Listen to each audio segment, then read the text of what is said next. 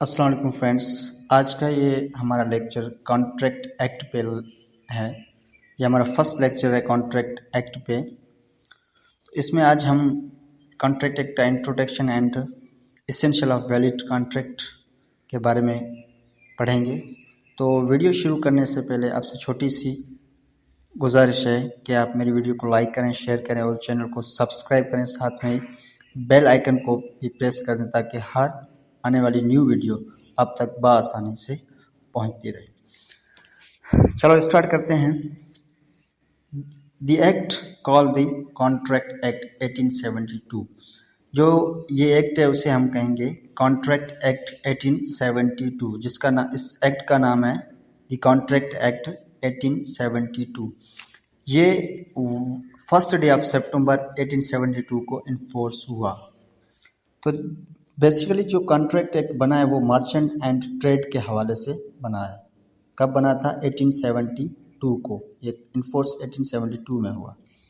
तो इसको कुछ डिफरेंट डिस्क्राइब किया है, कुछ डिफरेंट पार्ट्स में इसको डिस्क्राइब किया है। जिस इसमें टोटल सेक्शंस 266 हैं, जिसमें सेक्शन 1 से लेकर सेक्शन 75 तक जनरल प्रोविज़न और सेक्शन 76 से लेकर सेक्शन 123 सेल ऑफ गुड्स से रिलेटेड है और सेक्शन 124 से लेकर 147 तक इंडेमनिटी एंड गारंटी से रिलेटेड है और सेक्शन 148 से लेकर 181 तक बेलमेंट एंड प्लेज से रिलेटेड है और 182 से लेकर 238 तक एजेंसी से रिलेटेड और सेक्शन 239 से लेकर 266 तक पार्टनरशिप एक्ट।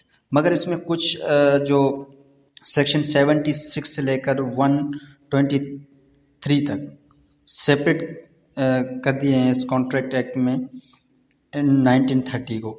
1930 में इसको सेपरेट कर दिया, एक अलग एक्ट बना दिया, वो है सेल ऑफ गुड्स एक्ट 1930 का।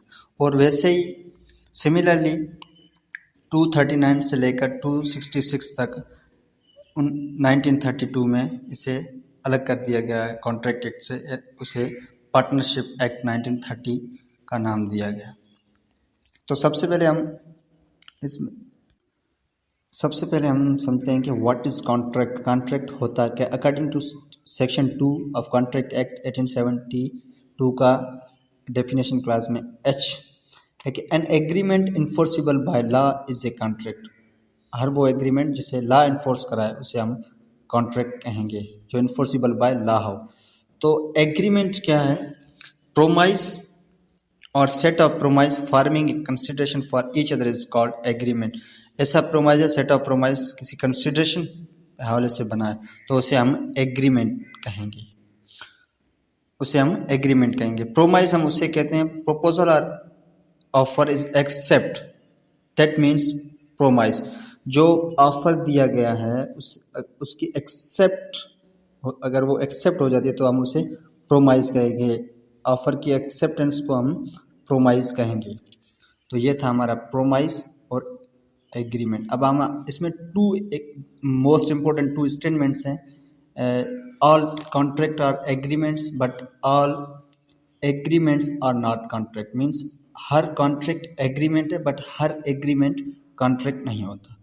तो हम इसे एग्जांपल्स के साथ समझने की कोशिश करते हैं। ऑल कॉन्ट्रैक्ट्स आर एग्रीमेंट, हर कॉन्ट्रैक्ट एग्रीमेंट होता है। For example A promise to sell his house to B for 5 lakh, B accept the offer. A ने ऑफर दिया बी को कि मैं अपना घर 5 लाख रुपए में सेल कर रहा हूँ, तो बी ने उस ऑफर को एक्सेप्ट कर लिया।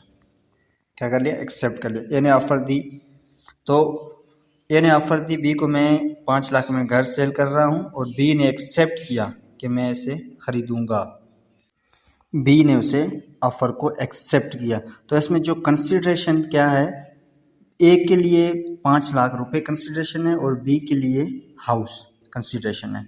तो इसमें क्या होता है? लीगल ऑब्लिगेशंस क्रिएट होती है। क्या होती है? ये एक लीगल एग्रीमेंट है जिसमें क्या क्रिएट होती है? लीगल ऑब्लिगेशंस, पार्टीज की लीगल ऑब्लिगेशंस क्रिएट होती है। तो it is a legal agreement because it is create legal obligations between parties, so it is a contract, तब हम इसे कॉन्ट्रैक्ट कहते हैं। तो इसे इसमें लीगल ऑब्लिगेशंस क्रिएट हो वे उस हर एग्रीमेंट को हम कॉन्ट्रैक्ट मानेंगे, हर वो एग्रीमेंट जिसमें लीगल ऑब्लिगेशंस क्रिएट होंगी तो वो ही कॉन्ट्रैक्ट बनेगा।